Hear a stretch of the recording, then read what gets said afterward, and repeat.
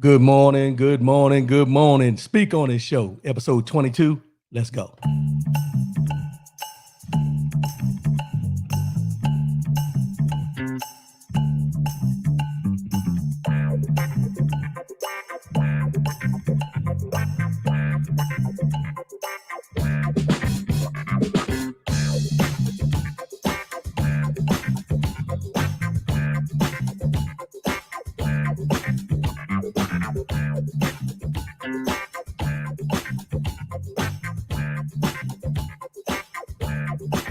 Give me them horns.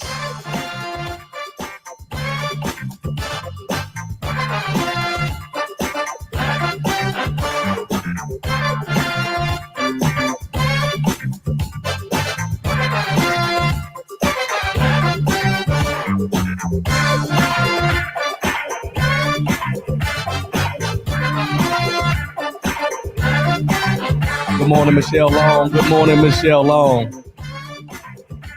Thanks for the support.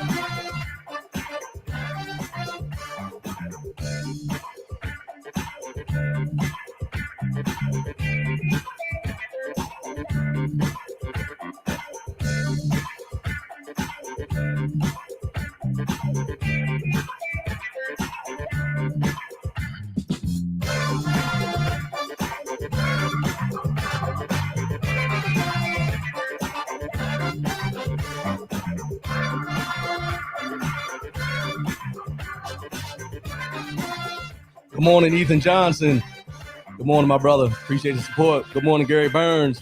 Appreciate the support. Good morning, my sister. Good morning, my sister, April Wheaton. Good morning. Thanks for the support.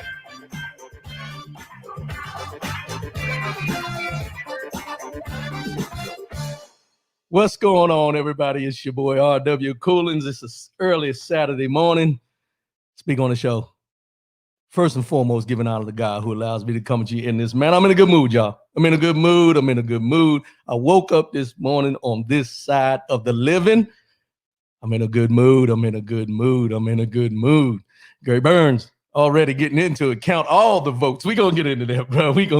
Slow down, bro. Slow down. Let me get these formalities out the way. Slow down. You know the routine if you watch the show enough, bro. Slow down, bro. Pump your brakes. As I like to say, slow down, toughie. Pump your brakes. We coming. Good morning, everybody. Good morning. And we gonna talk about this election, as Gary Burns alluded to. Count all the votes. Not one, not two, not three, all them damn votes. So we're gonna get into that, but also let's get these formalities out the way. Follow me, rwcoolins.com. That's all I'm putting out there today. We're broadcasting live on Facebook, YouTube. You can go there, listen live. Also Spreaker.com. You can go there, listen to the audio. If that's all you want to hear is the audio, you can go there, listen, and merchandise, all that's on the website. Go to the website. Not gonna go through that today.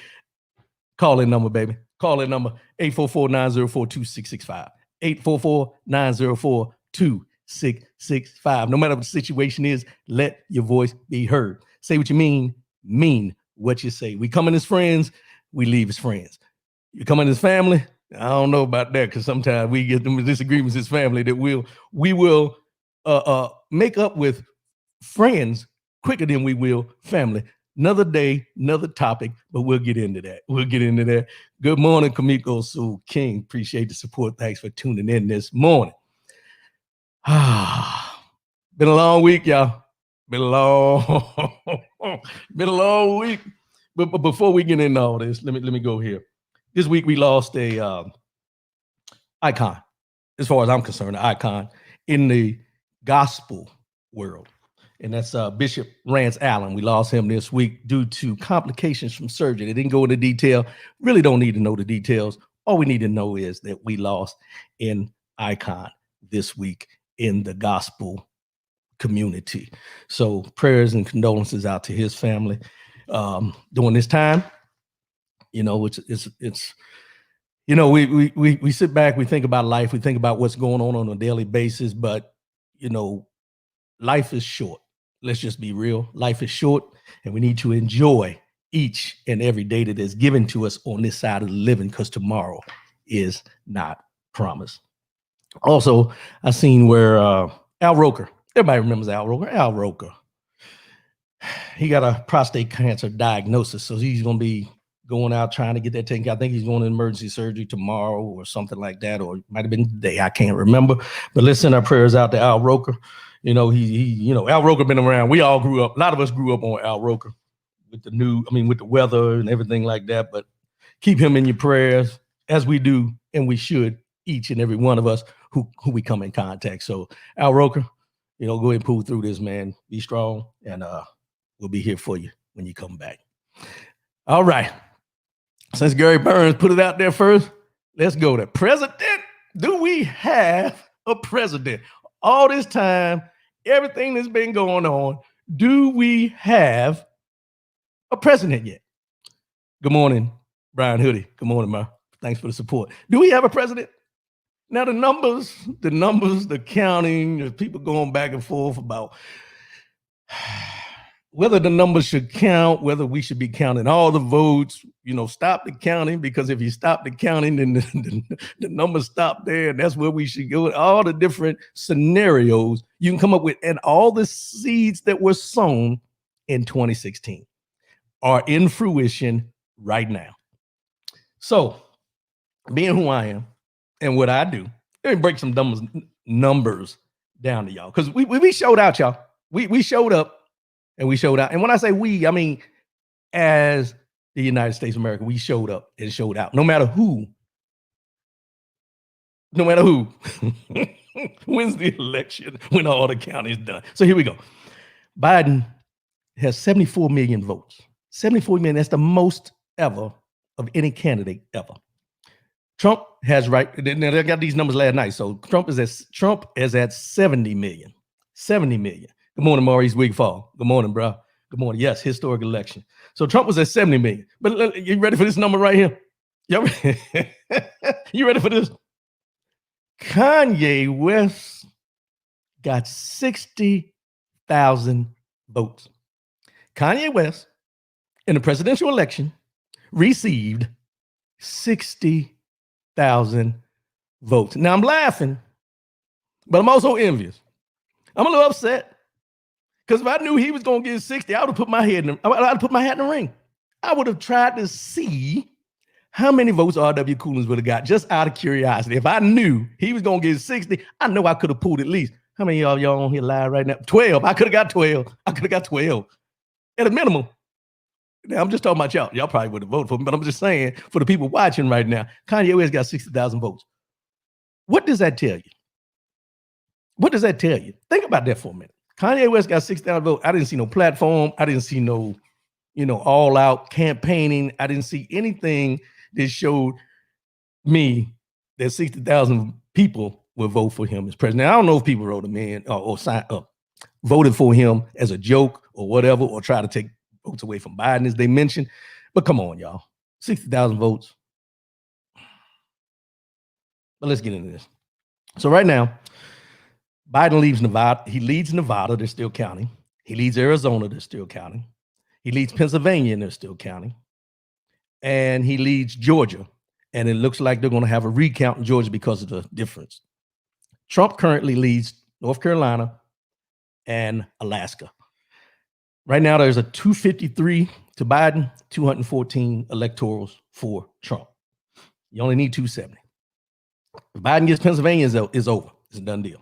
But here's where the water gets muddy, as I like to say, because there's numerous lawsuits that the Trump administration has put out there about invalid ballots and people voting twice, and anything you can think of that will make you look at it and say somebody is mad because the numbers aren't coming out their way.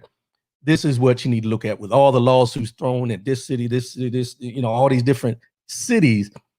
And there was one, I think it was in Pennsylvania, where they're saying they're not letting the people in to observe the ballot counting.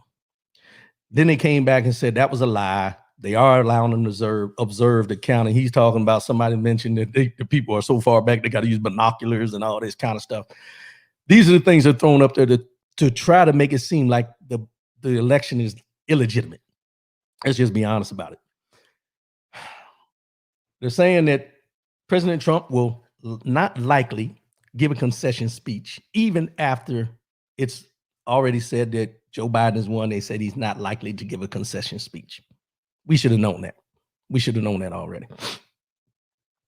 And y'all ready for this? They say that he is already planning to run in 2024.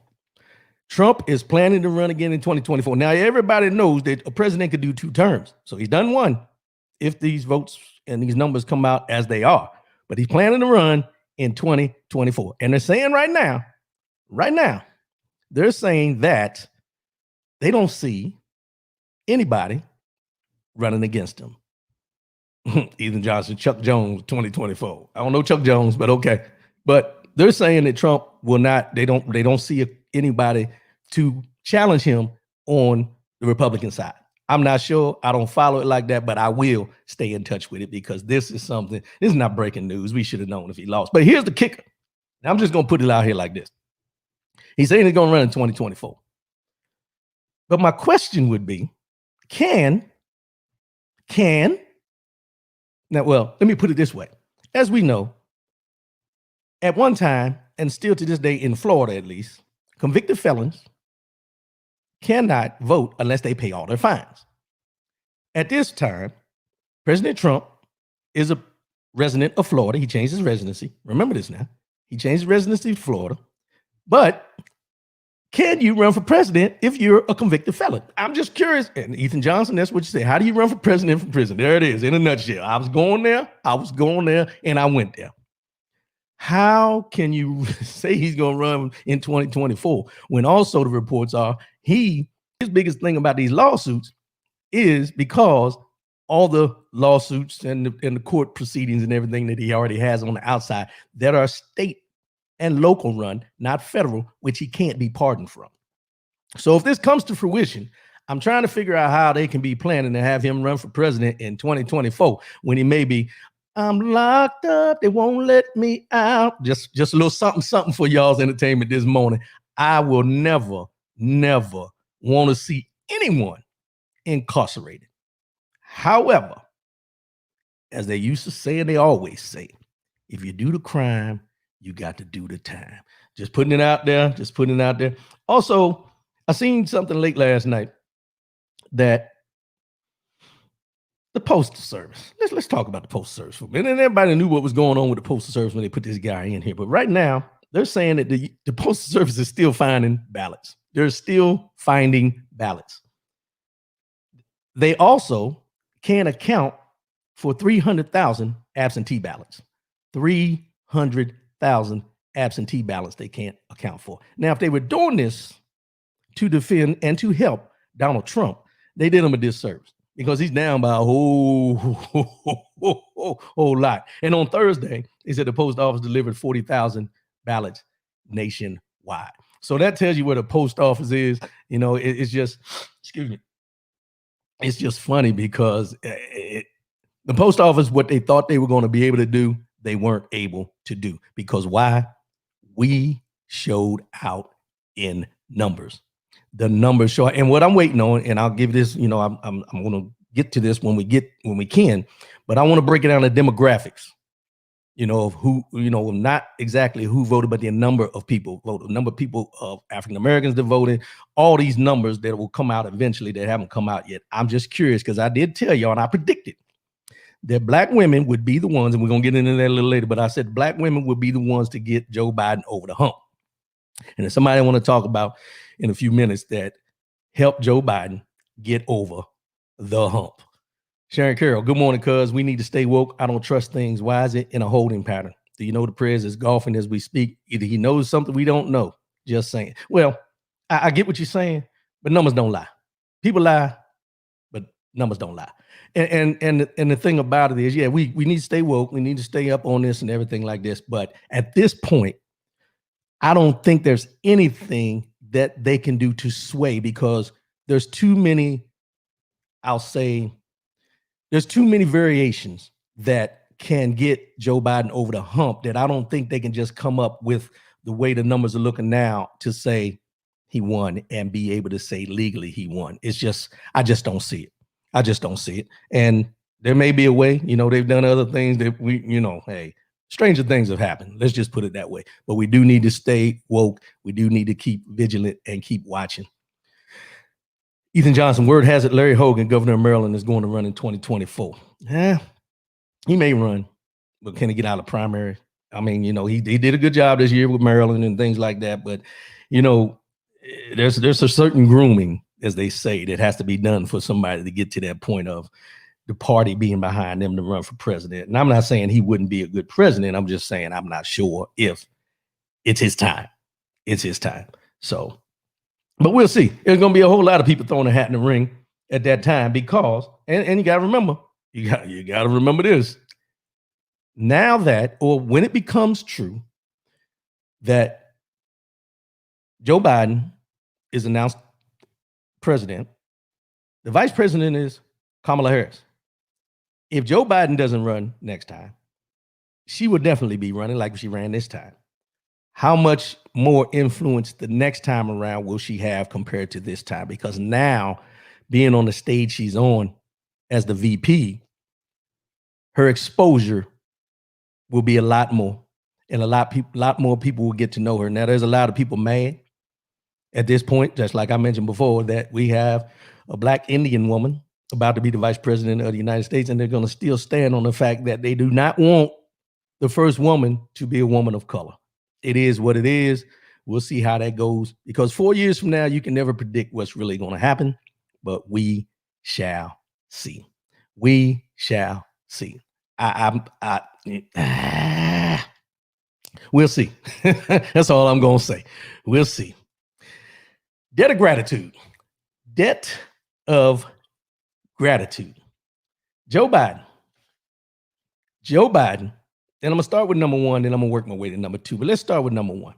Joe Biden owes a debt of gratitude. And I want people to think back to Mr.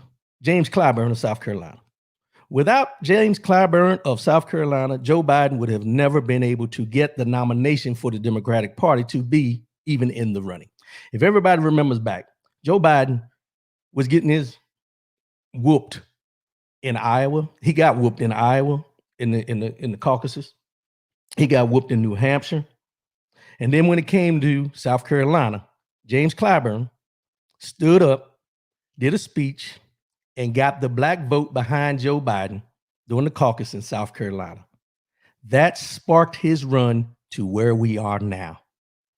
James Clyburn, Democrat, South Carolina, minority whip in the Senate.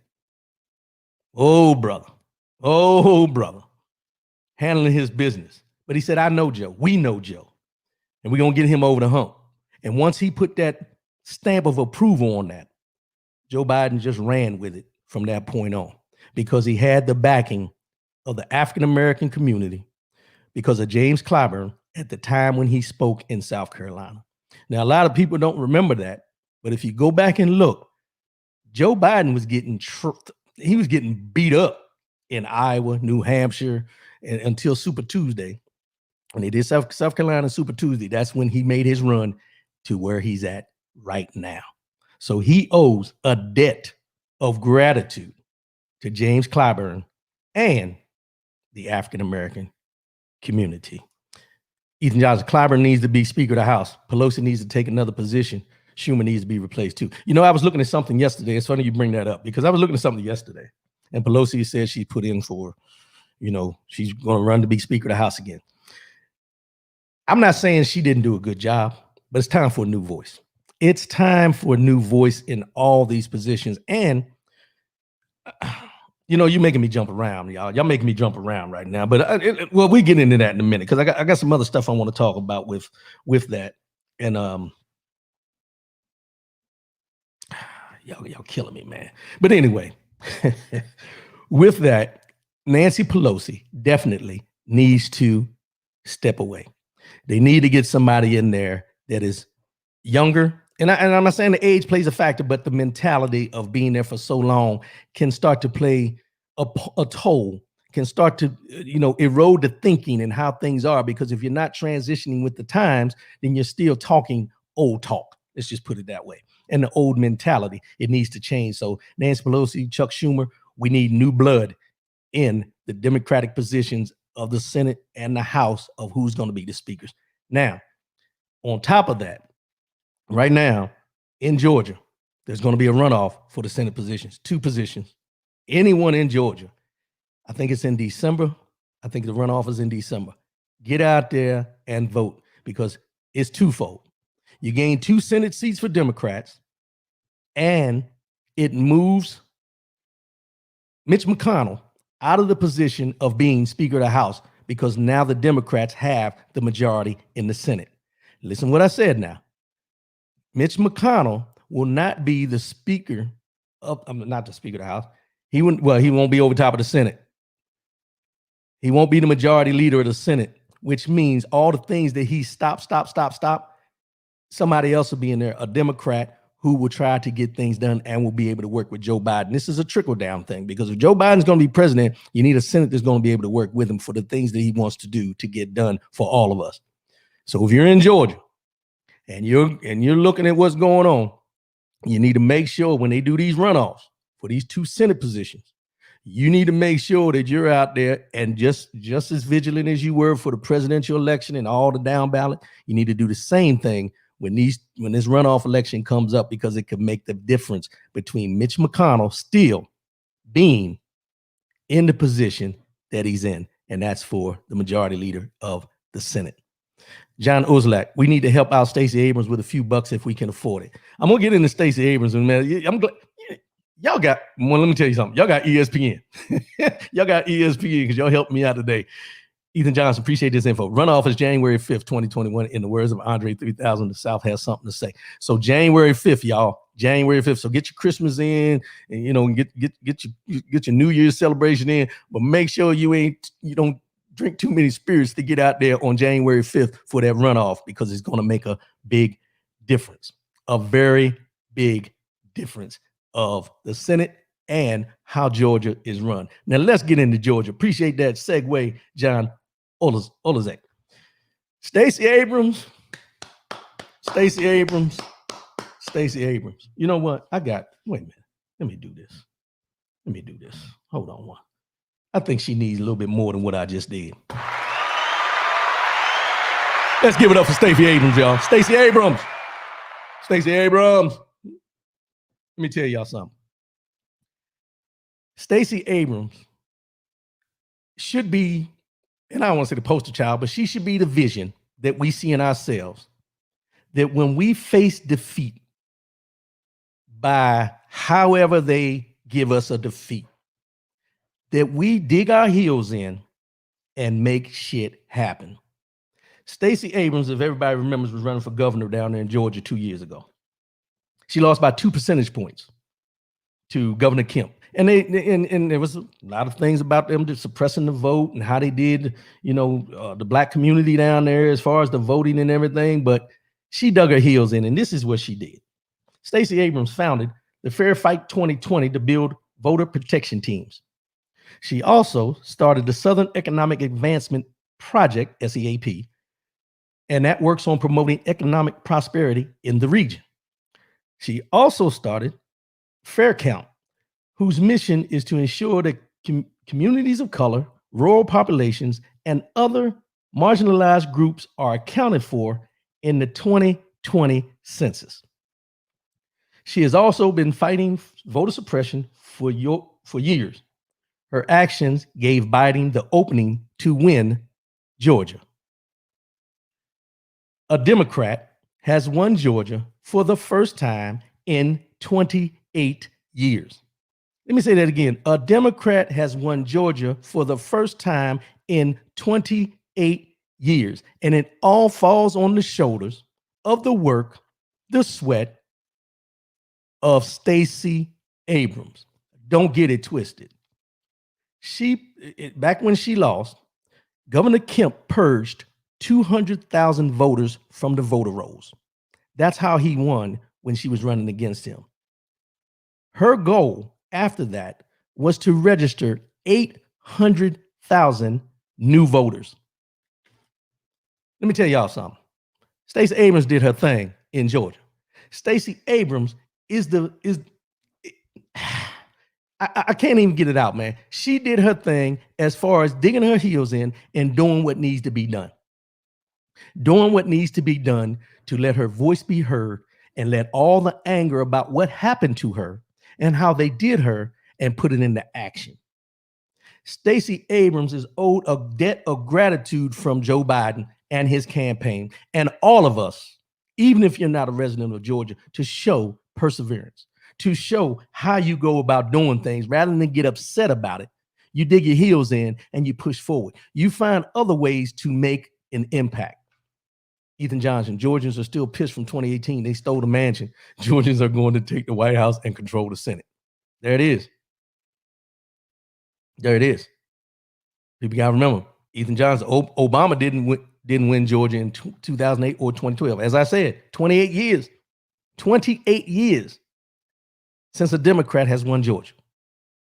And as he said, Obama didn't win Georgia in either time he ran. That's Stacey Abrams' work, y'all. Stacey Abrams. Josh Boyd. Also, she needs a position in the new presidential cabinet. Oh, trust me, bro. Trust me. If they don't give her a position, it'll be a slap in the face. And I say that because that's how we think. But not knowing who she is, but seeing how she carries herself, I don't think there will be any disdain from her if she's not given a position. However, I will say we as a community, as a people who've seen this happen, will be very upset if she doesn't have a position in this cabinet. She did her thing. Stacey Abrams is the president of the United States. Because for her to do what she did in Georgia, Joe Biden was on the ticket, but Stacey Abrams was doing the work.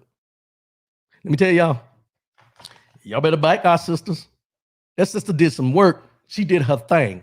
And of all the other states, I'm sure there was other people out there doing what they do and everything like that. But Georgia, y'all, Georgia, and they about to have a runoff for those seats. Get out there and vote.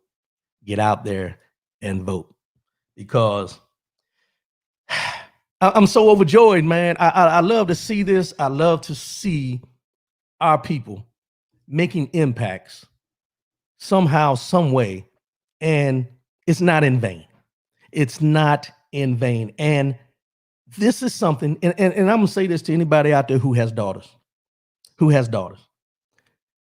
Get them the information and let them know who Stacey Abrams is. Give them the information to understand who Stacey Abrams is, because she's in the spotlight now when she ran for governor, but she's been in the process of politics for a long, long time. Get your young daughters to read up and find out who Stacey Abrams is. Also, get them to find out who Kamala Harris is.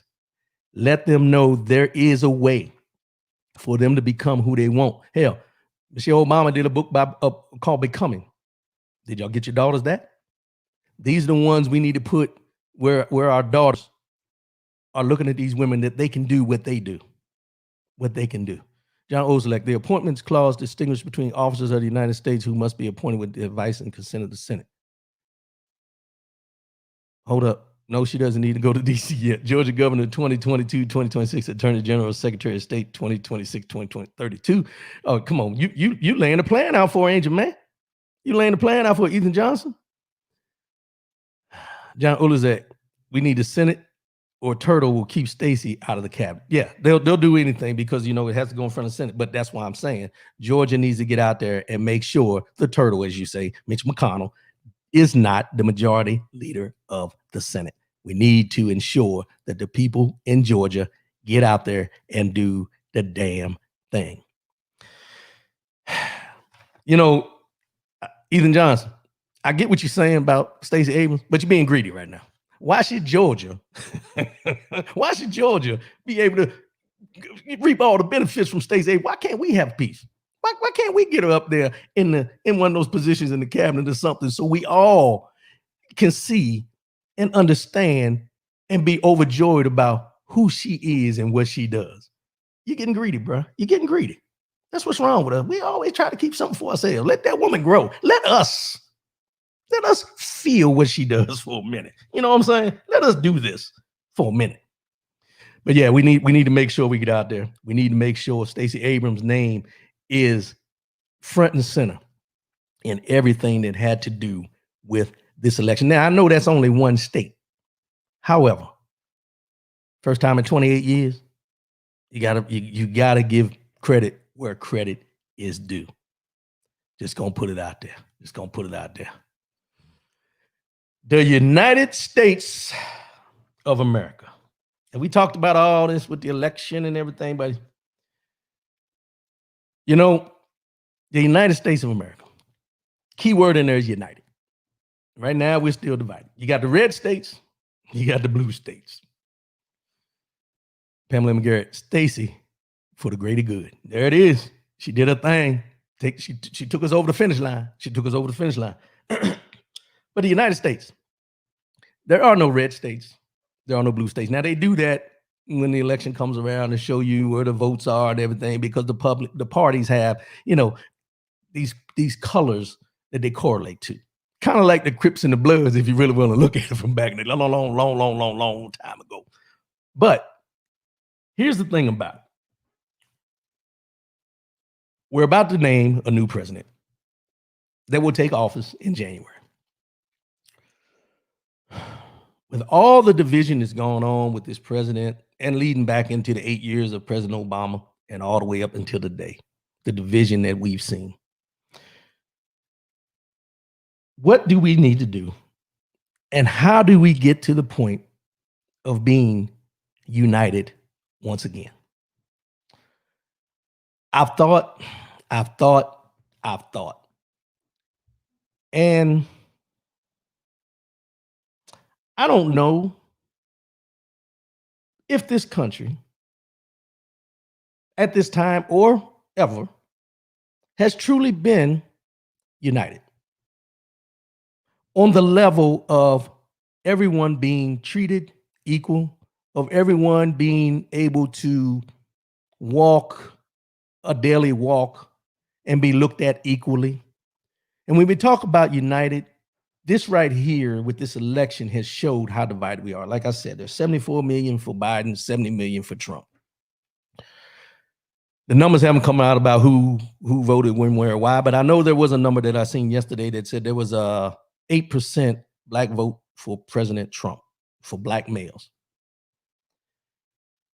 And if you look at those numbers, that means 90-something% voted for Joe Biden. That's division enough, even within our own community, as far as who we feel is going to do best for what we want in our communities as a people. I seen where, and this is why I question this about how do we get there, because these are some of the things that have been said.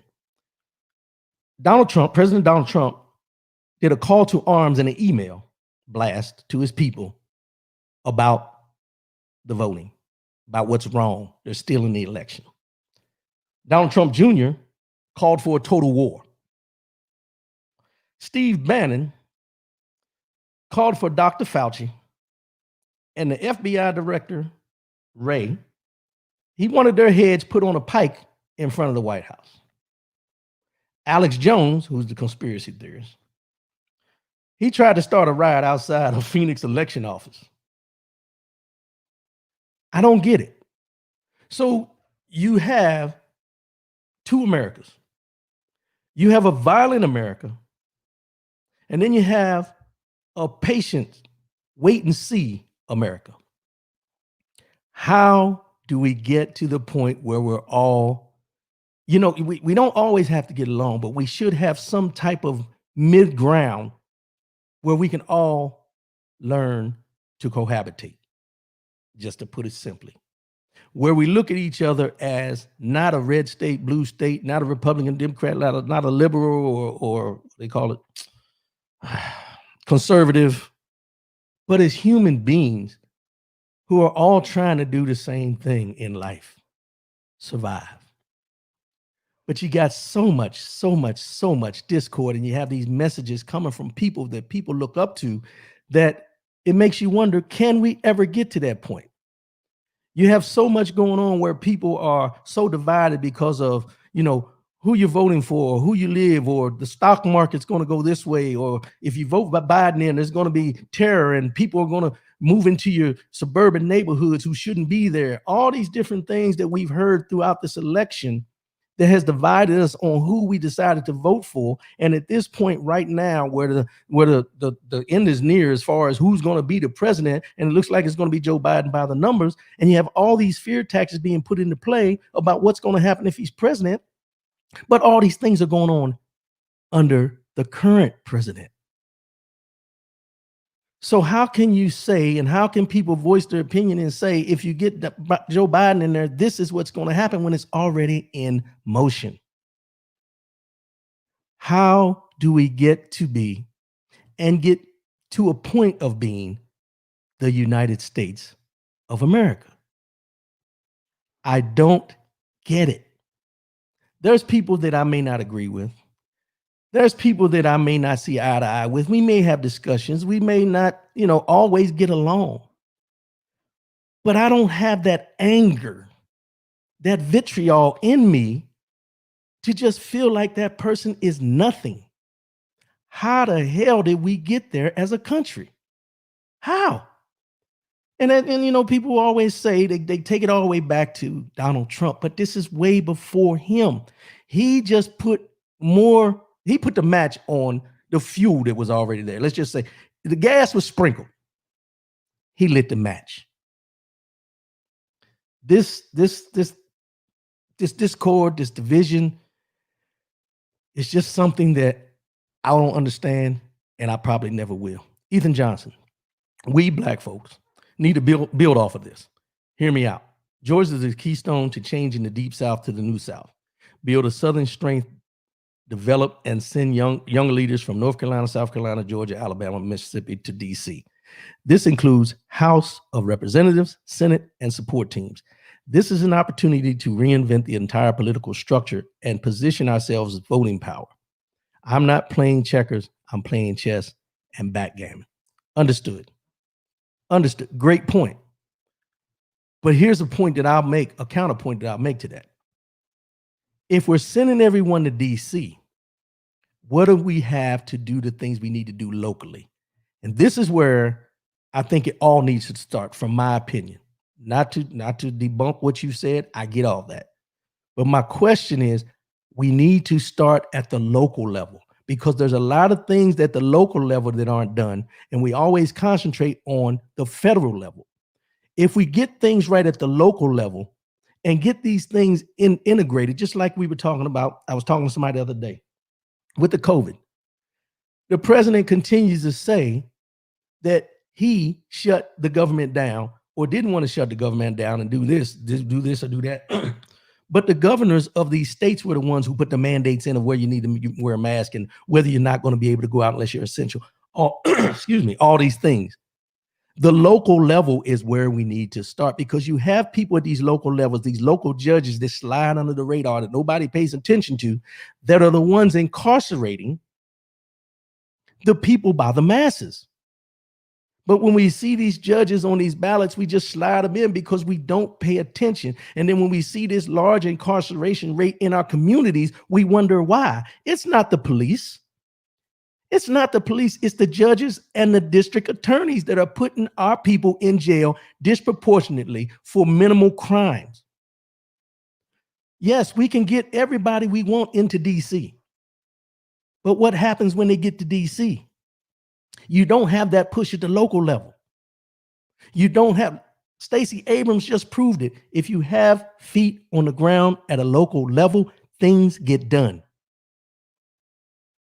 Things get done. Then you have to ask, if you take her out of the local level, do we lose something there because we want her here? Or do we keep her at the lower level, keep the people at the lower level that are making the things happen, and integrate their policies and what they're doing at the local levels to the federal level with the people up there who should be doing these things? Because as soon as you start taking people away from the local level, then the local level administrations, they become debunked. They don't get the things they need. And then you're right back where you started, where you're top heavy with policy here with no understanding of what's going on down here.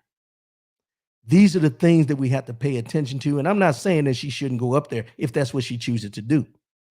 But we need to leave that blueprint of what she did in Georgia at the Georgia level and spread it throughout the United States of America and in all local communities. So the same thing can be done, not just for an election when we want to see somebody put out of office that we don't like, but every election to make sure that we're putting somebody in there that has our best interest at hand. These are the things that we have to pay attention to. We got out and voted when Barack Obama ran the first time to say we wanted a black man to be president. And then the second time he ran, the numbers dropped off. And then when Hillary Clinton ran, the numbers dropped even further in our community. And now we want President Trump out, so our numbers go up again. But now we're going to get comfortable again, and they're going to drop down, and we're going to get somebody else in there right after this who we don't really want in there because we don't get out and do our due diligence, because we get comfortable. This is a process. This is something that we see over and over and over again. And until we're consistent in our communities as far as what we're doing, then it leads to the state levels as far as what we're doing. And then when it gets to the federal level, there are no excuses on why we're not getting what we want. But it starts at the lower level. You can't jump from one level to the next level and miss everything in between. It does not work that way.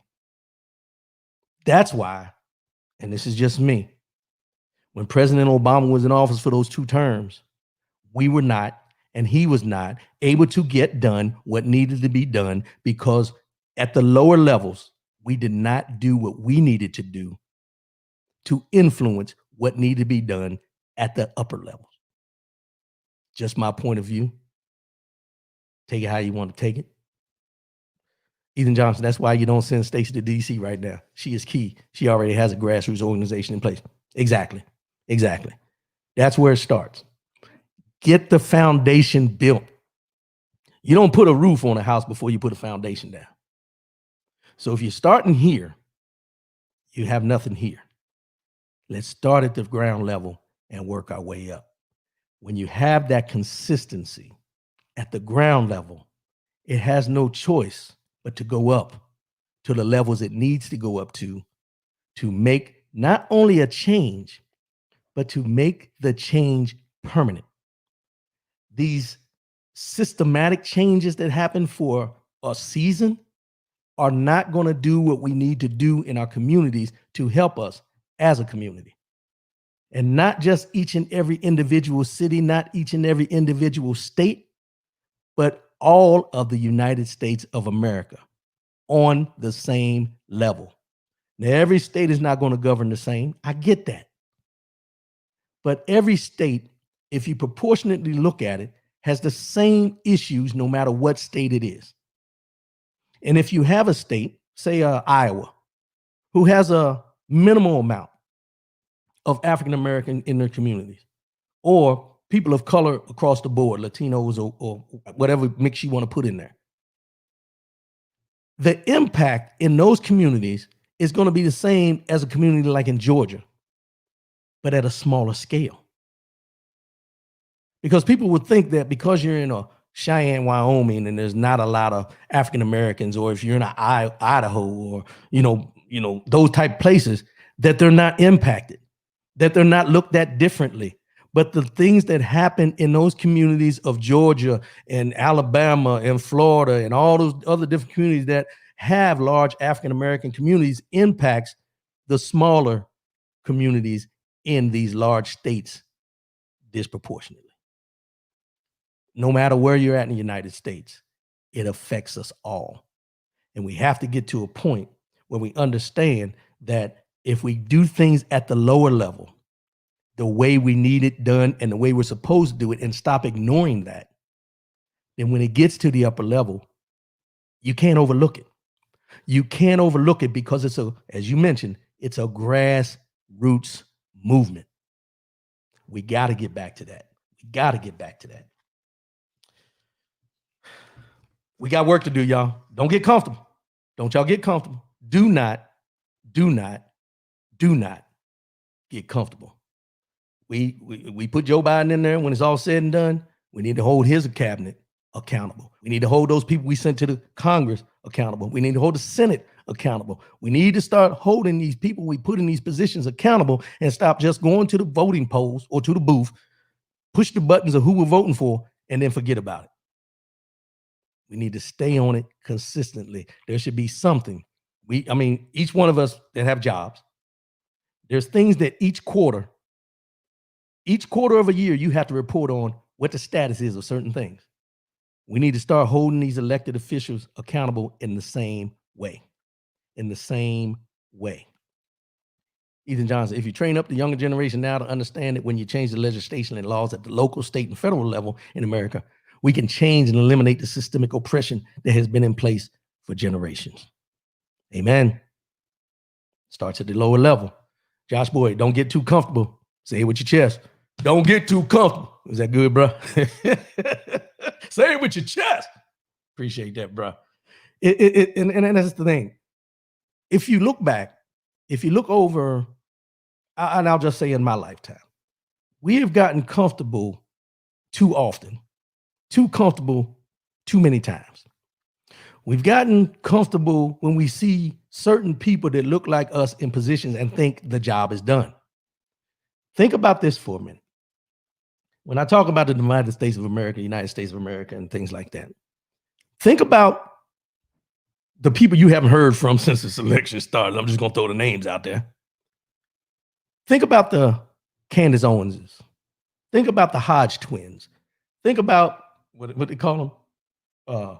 Cubic zirconia and polyester. Y'all know who that is, right? Oh, I'm sorry. A diamond and silk. Cubic zirconia and polyester, diamond and silk. Y'all get it. But anyway, think about them and think about their voices and think about how, because of who they were voting for and who they were supporting, how they were embraced by people that didn't look like them. I want you to think about that for a minute. Because of who they were voting for, the people that didn't look like them, because of who they were voting for, embraced them, embraced anything they had to say, embraced them because they were talking down about their own communities that they forgot they came from. They embraced it. Why? Because they were voting for the same person that they were voting on, no matter what. And it gave them license to feel comfortable to down talk their own community in that environment because they felt accepted. Do not fall for the wolf in sheep's clothing. Do not fall for the wolf in sheep's clothing. Those type of people, the people that do that, are just as guilty as the ones that don't go out and let their voice be heard. Because you're displaying a false narrative.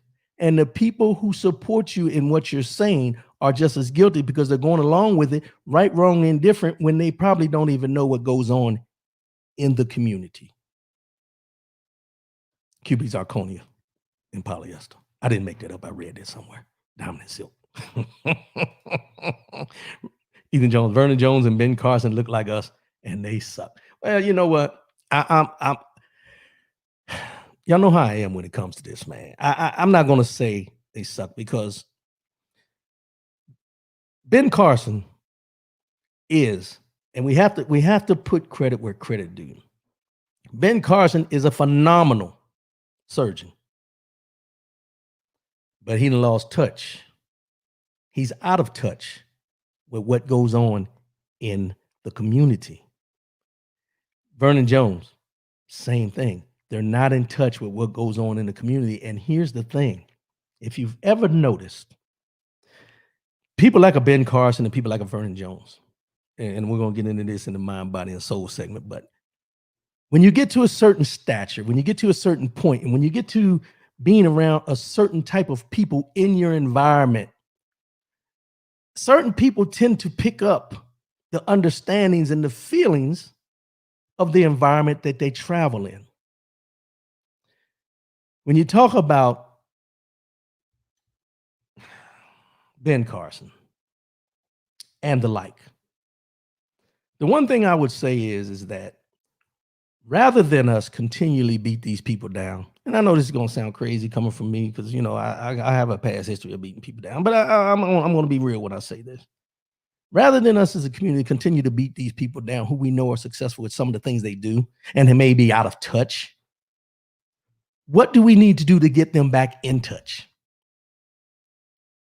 In touch with the community, in touch with what's really going on, rather than looking at things about what you did to get where you're at. Look back. What about the people back there who may not have the same opportunities? You can't say everybody has the same opportunity, but when you talk about these guys, these people, as I mentioned, that are in that environment who are accepted because of who they're voting for more than what they look like and who they are, that's where the issue comes in. You have to be aware that sometimes, just because of who you or what principles you stand on may be acceptable to the people that you're around, but that still doesn't mean they have your best interest in hand. Those are the things that when we get into those discussions that we need to truly, truly pay attention to. Veterans Day, Veterans Day, Veterans Day, Veterans Day. Wednesday, November 11th. Going to be a lot of meals. Well, I don't know because there's coronavirus going on, but Veterans Day is to celebrate all our veterans, all those who serve. And there's a variation too. Memorial Day is for those who served and lost their lives during service. Veterans Day is for all those who have served in the military. People get that misconstrued about Veterans Day, Memorial Day. Memorial Day is for those who lost their lives while serving. Veterans Day is for all those who have served. Let's keep that variation because I know a lot of people post different things about, Veterans Day on Memorial Day about their veterans and stuff like that. But we need to clear that up. I'm just doing public service now. Ethan Johnson, Rod, the community aren't taking Vernon or Ben back. They sold the souls. And man, you're touching on things that I'm gonna get in. Stop sending stuff. Stop right now. Stop. Veterans Day. I bring up Veterans Day because it should be celebrated. But we can't overlook the fact of our veterans that are out here struggling. We have the ones out here struggling with the PTSD. We have the ones out here struggling with, different things that have happened while they have served. And I think we do a disservice to the veteran community when we don't take care of those who have served this country honorably. Right now, in 2019, this is statistics say this: 284,000 veterans are unemployed. 284,000 veterans in 2019 are unemployed. Were unemployed. 56% were between the ages of 25 to 54. 39% were 55 and over, and 5% were from the ages of 18 to 24.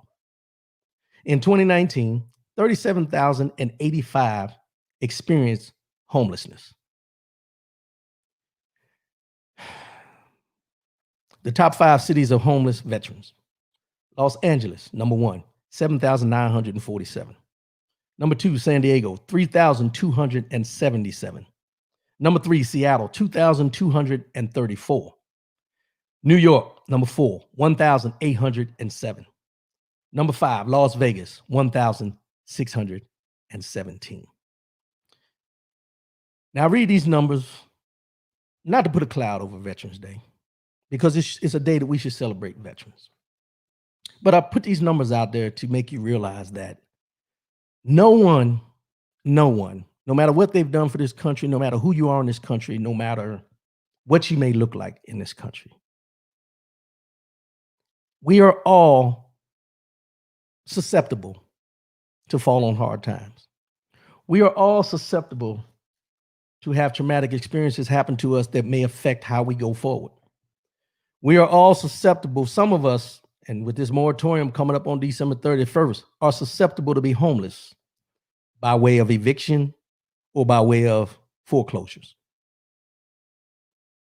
But when we talk about the veteran community, me being a veteran, there's a soft spot in my heart for any veteran, because I know though I may not have seen the battles, the struggles, and the things that most veterans have seen. I was blessed that I never was deployed to a hostile environment. But I've seen the faces of those who have returned as a supervisor, as a manager. And we do a disservice to our veterans because we put them on a pedestal for Veterans Day when things, when with the parades and when we see them in uniform and we that saying of thank you for your service and different things like that. We do them a disservice because if we have one veteran who has served this country honorably that is homeless, then all veterans are affected by this. People talk about the benefits that veterans get. They always look at the money that they may get because of their disabilities or something that may have happened to them in the military or while they were serving, and they look at it as a check to get them over whatever they've been through. But money is not the cure. Compassion, programs, help is the cure. I was having a discussion yesterday with my coworker, Brian Hoodie, and we got in this discussion about veterans. And I mentioned to him where I'm at a crossroads. I'm at a crossroads of where I sit right now as far as working and wondering, what is my purpose? What am I supposed to be doing? And I know I've gone through this before and everybody thought it was just this, just doing this. But I'm coming to realize that there's more. There's something eating at me that I'm supposed to be doing more. And each time I think about this, it goes back to our homeless veterans, our veterans who are suffering on the streets, our veterans who can't find a way out of no way. And it bothers me, y'all. It bothers me that it's a foregone conclusion to most folks that veterans are well taken care of. And I'm not saying that veterans should get some type of special treatment or anything like that. However, if you have this many homeless and this many unemployed that are veterans that have served this country, for the pieces that you walk around and the security that you walk around and you practice every day, for those who haven't served that take it for granted, we have a problem in this United States of America. There is no way, no how that anyone who has served this country proudly should be homeless, should have a problem with PTSD, schizophrenia, drug addictions, any of the things you can think about that we see and we know of, that these people that have served this country proudly should have a problem with. Especially when, if you're elected to Congress or you're elected to the Senate, and you do one term, that you're afforded health care for life, you're afforded a salary for life, and in no way have you put your life in harm's way. But the veterans who have served this country have to fight tooth and nail for health care, benefits, just simple help. This is what I mean when I say the lower levels. The lower levels is where these things need to start.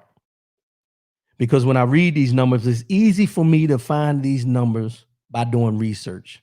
You can't tell me that everybody in those hills up there don't know. The Senate and the Congress don't know about these numbers. It does not make sense to me. Ethan Johnson, you need to contact your Clark County government or you want to start a nonprofit. That's where I'm going. Thank you for the segue. My mission going forward is to find a way.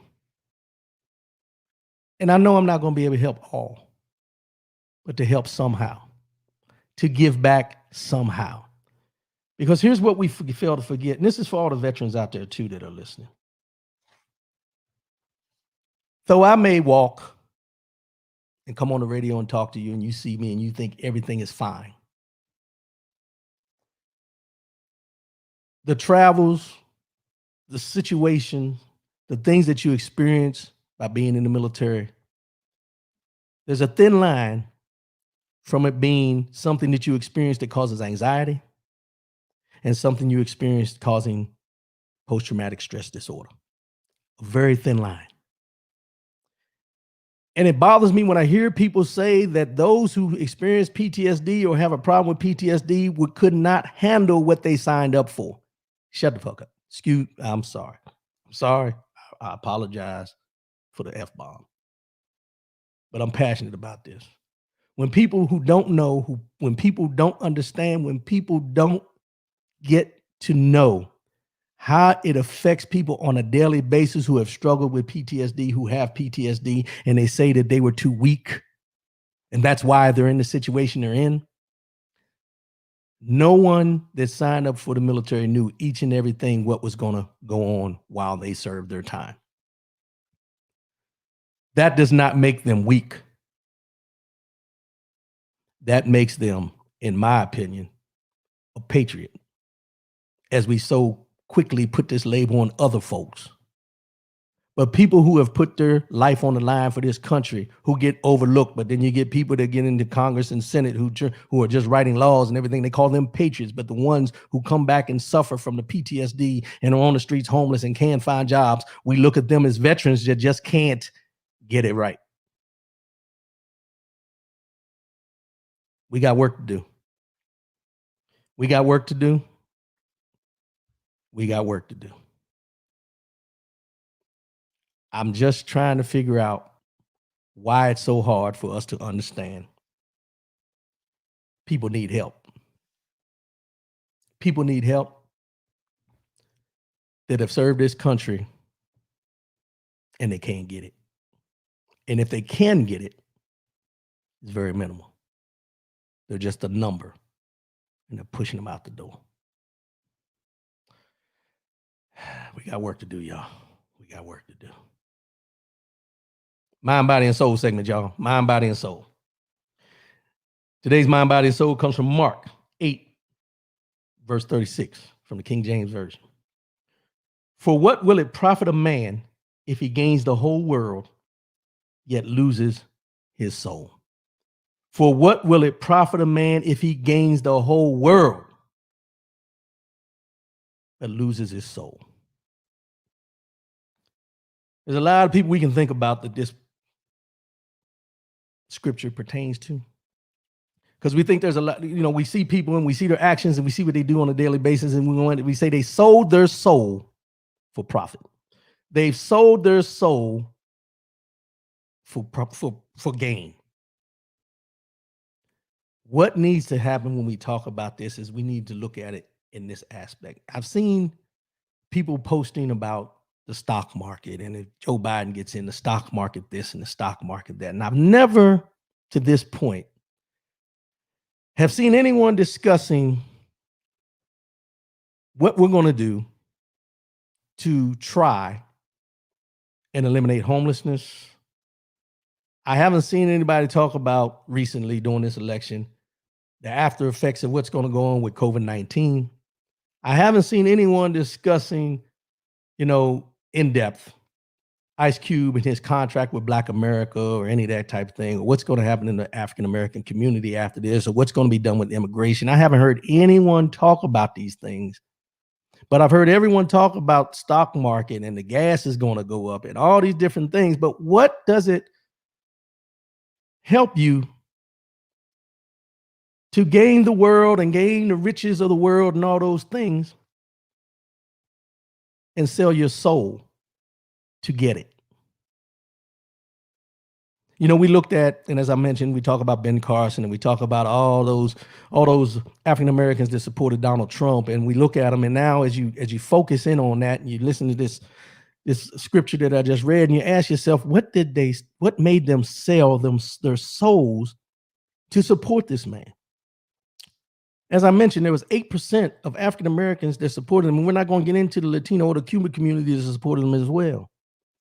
But you have to ask yourself, when you look at the Joe Biden ticket, you look at the Donald Trump ticket, you see the differences as far as what they say they're going to do for this community, that community, all those different things. But what are you going to do? What are we going to do for our communities. See, we sit back and we talk about, what we bought and where we live and how much we make and how much we've invested and the circles we run with and who we know, who we rub elbows with. But when is the last time you sat down and thought about and talked about what you're going to do to help your community as a whole? All the riches in the world, all the riches in the world won't get you into heaven. That's not saying it's going to get you into hell, but it's not going to get you into heaven. So the question would be, what are you going to do? What are you willing to do? What sacrifices are you willing to make for somebody else to give them an opportunity to prosper? I'm not telling anybody to go out here and start handing out $100 bills or nothing like that, but what are you going to do within your community? What are we going to do in our communities to do this? And I say this for someone who has struggled at times. Who I'm pretty comfortable at this point. And I say comfortable. I'm not rich, nothing like that. I'm comfortable. I know that I'm going to be able to pay my bills. I know that when I come home, the lights are going to be on. But there's been times where I didn't know that. But I can remember those times because I haven't forgotten those times. And I refuse to let my status or where I sit or where I live and what I drive and what kind of job I have and how much my income is to overshadow the fact that there's somebody out there right now struggling who doesn't know where the next meal is going to come from. But we, as a community, in all the different United States of America, tend to overlook the fact that when we see the guy standing on the corner with the sign, "We'll work for food," we always come to the assumption that that person is scamming us because we've seen them highlight the people that are scammers rather than highlight the number of people that are out there that really need to be out there.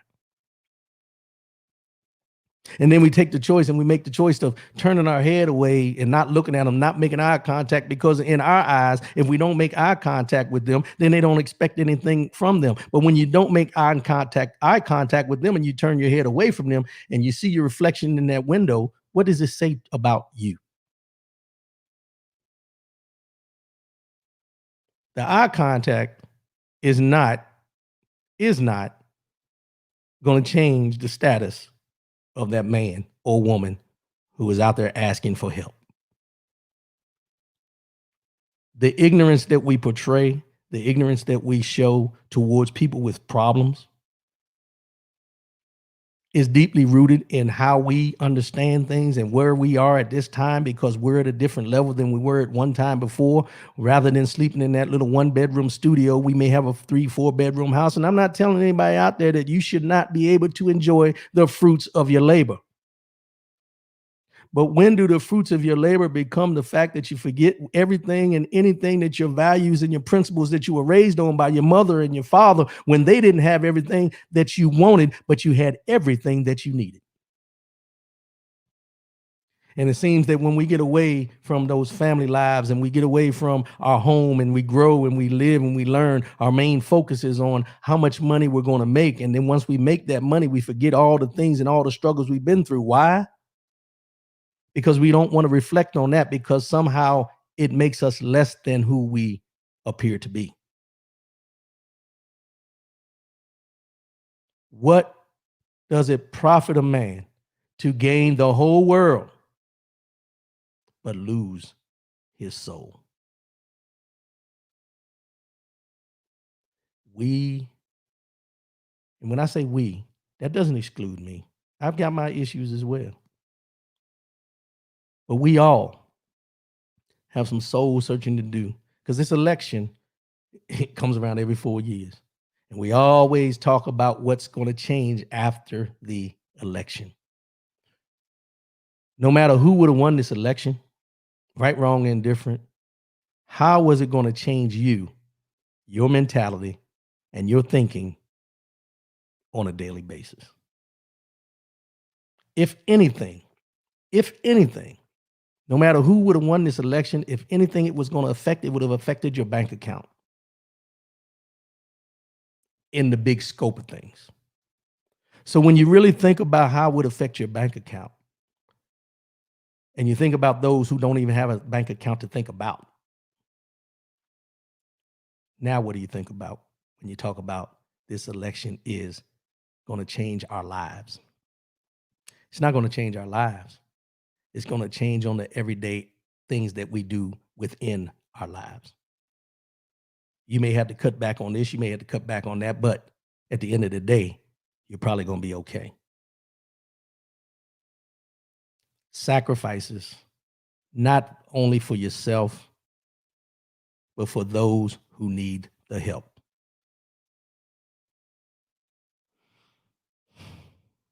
Think about it. Let's wrap this thing up. We should have a president by, I'm going to say by Monday. I'm going to say by Monday. I know they still counting. They got all these lawsuits in. Lawsuits don't look like they're going to matter. So by Monday, we will probably hear President-elect Joe Biden. That's just my prediction. No later than Monday. You know, they had until, I think normally the counts can take up to, I think the 12th of November, something like that. I seen in a thing one day, but we're so used to hearing it on that night that people get anxiety about who won and who didn't win. Stacey Abrams, James Clyburn, debt of gratitude. They did their thing. And everyone who went out there and let the voice be heard, you did your thing. This is the most votes that have been done ever. 74 million from Joe Biden is the most any elected official has ever received. Donald Trump received 70 million at this point. That's a lot as well. That probably would have been a record within itself. But everyone did what you needed to do. And that's a good thing. That's a good thing. You know, next week, I just lost my train of thought. Next week, I plan to have a guest on. Next week, we should have on Miss Michelle Jones Austin, aka Lady Michelle, for her Heal and Rebuild organization, magazine, nonprofit. She has a magazine as well. So we're going to have her on next week. We're going to talk to her and about her organization and everything. And then I have some other guests scheduled. I got to lock them down, but I plan on having Michelle Jones Austin next week. So make sure you tune in. She's going to be talking about her organization, which deals with abuse.